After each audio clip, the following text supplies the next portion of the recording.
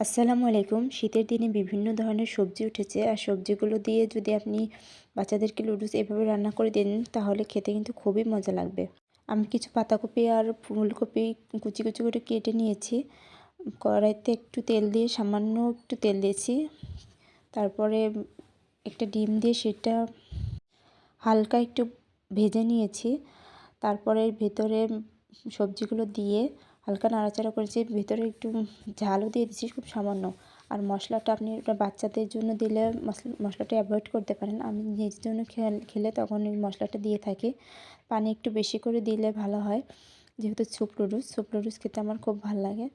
আর soup নুডলসের ভেতরে একটু পানি বেশি করে দিলে সবজিগুলো সেদ্ধ হয়ে যায়, নুডলসও সেদ্ধ হয়ে যায়। এভাবে কিছুক্ষণ নাড়াচাড়া করে ঢাকনা দিয়ে ঢেকে দিলে রেডি হয়ে যাবে আমাদের মজাদার স্যুপ নুডলস।